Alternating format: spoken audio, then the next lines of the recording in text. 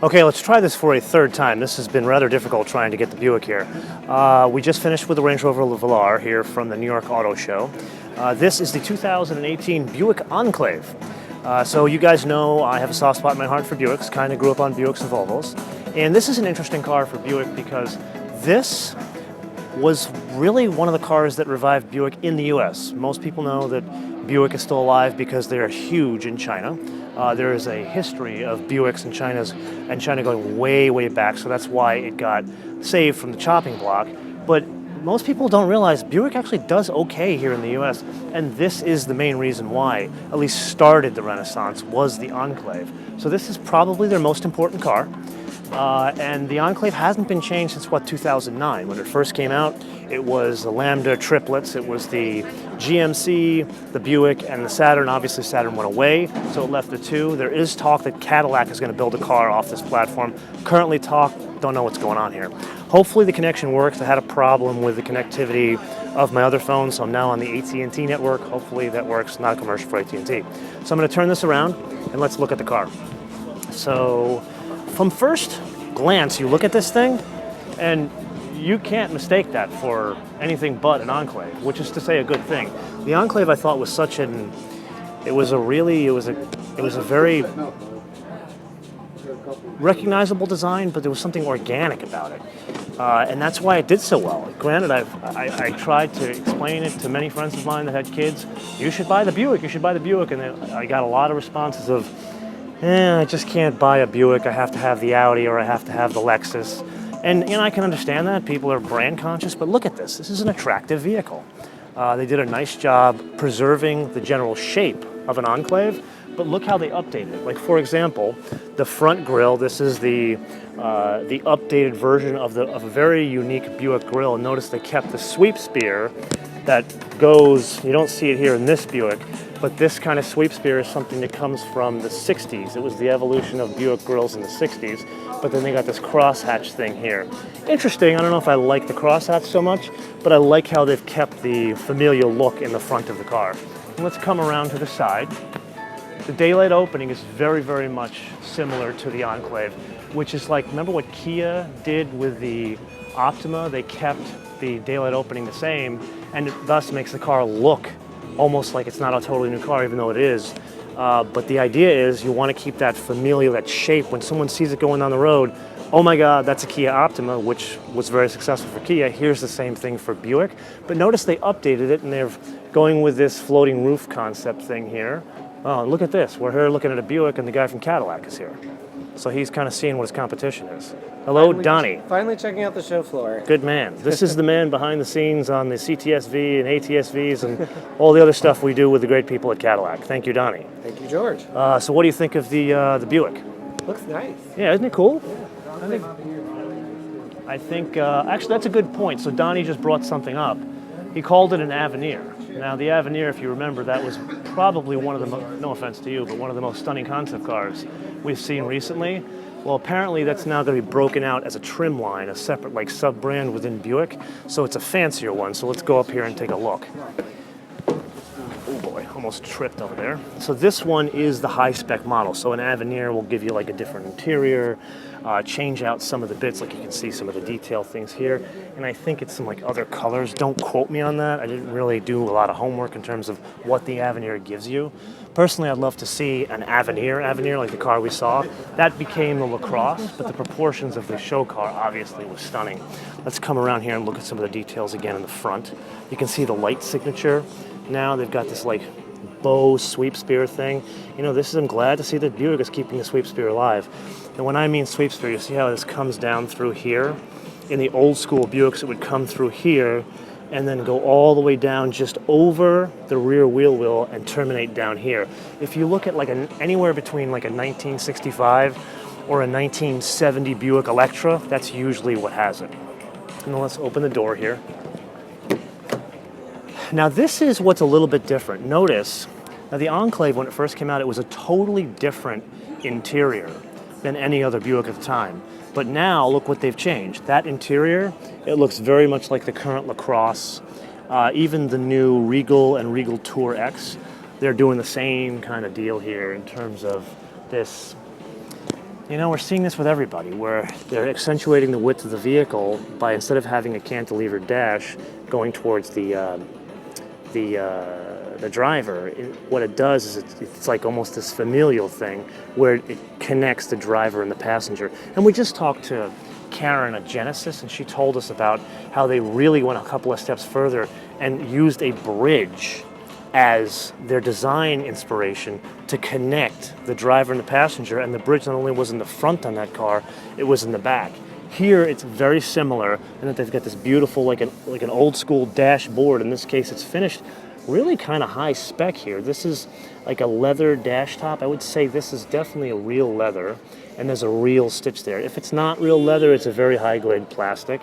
And then you've got, it's kind of glossy wood. It's probably faux. Can't honestly tell you which one it is. But it is a good look. There is no doubt about it. The steering wheel, very similar to other Buicks we've seen as of late. This one has the Lambda signature dual sunroofs. So it's got the front small sunroof, and then it's got the rear sunroof here that goes over the second row. And then take a look here.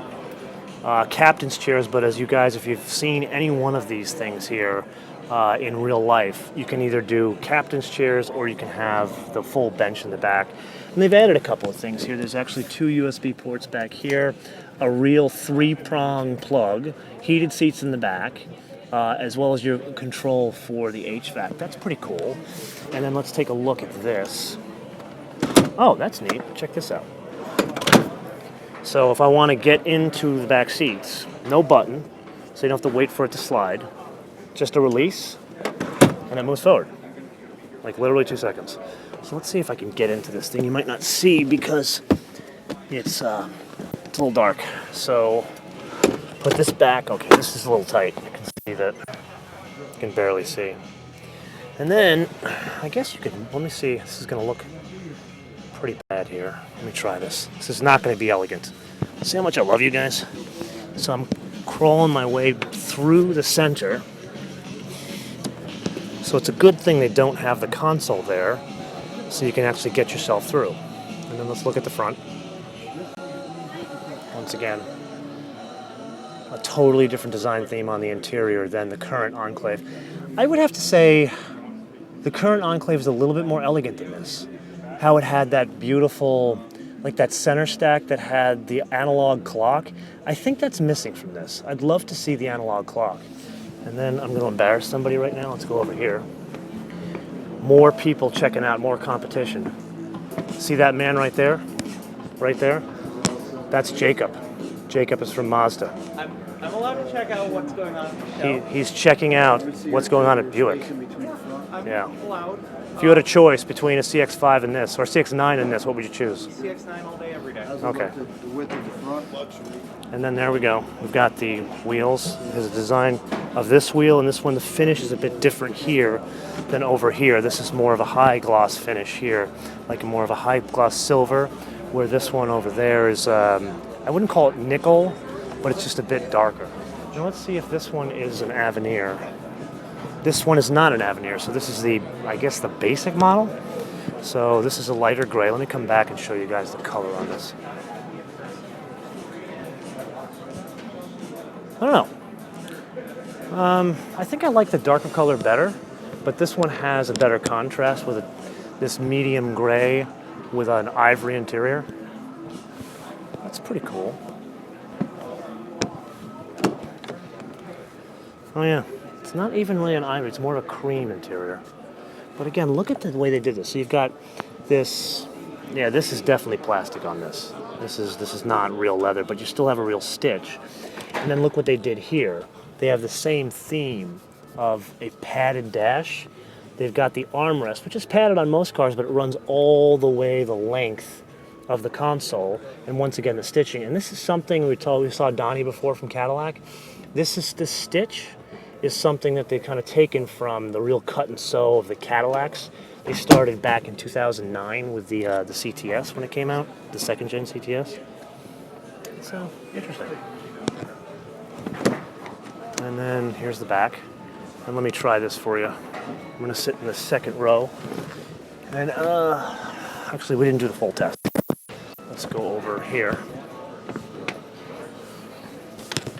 This is see, this is where my legs are. So this is about where I would keep the seat. It's about where my legs are there. Okay. Now let's do the same thing, and let's go to the back. That's about where I'd sit. Again, for reference, I'm about 6 foot.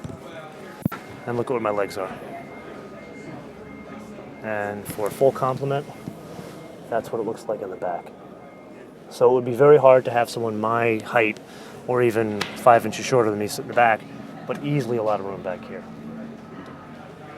It's nice. It's definitely nice. I got to be honest, I don't know if I like this better than the one it replaces, because the other one was so successful. It was such a beautiful design. So I'm going to leave you with that. I think that's about all I want to talk about a Buick. Maybe I'll show you the Tour X over here. There's a Tour X. This one I'm more excited about, to be honest with you. I think it's pretty cool looking. This is kind of a trend now. All these cars, like we just drove the cross country and the Audi does this. I guarantee you'll see more. I think now that this is here, I wouldn't be shocked if Mercedes brings the E-Class version of their like plastic cladded wagon thing there. Okay, so let's go back to the Enclave, and I'm gonna leave you with a question. Do you like it? What do you like about it? Do you actually, you know what? No, not do you like it. Do you like it better than the current Enclave? Very specific question. This is the new 2018. Do you like it better than the Enclave or the current Enclave? Actually, no. That is the current Enclave now, isn't it? So, the previous gen, first gen Enclave, or this one, which one do you like better and why? Let me know in the comments below, or via our social media, MotoManTV on Word, MotoManTV on Word, Facebook, Twitter, and Instagram. And with that, I am not going to leave you with two things. I'm just going to say I'm going to try to do a quick walk around of the floor if I can get up to the second floor before the show closes. And I want to try to get to the Porsche, because there's a GT3 up there and a Gran Turismo. I've been trying to save that for the last, but hopefully we'll have some time. Anyway, if I don't see you guys, bis später. And oh, by the way, you need to watch. We have a full first drive review live today, and that is of the Polestar V60, and I drove a station wagon on a racetrack. So make sure you check that out. And then Saturday is a tech review of the Mazda RF, and then Sunday is the full first drive review of the Mazda RF. So very big weekend for you guys, all Mazda all the time. It's funny how the Mazda guy came in our shot when we're looking at a Buick, and I'm telling you about my Mazda episodes. Anyway, until I see you hopefully in a couple of minutes from the Porsche stand, bis später.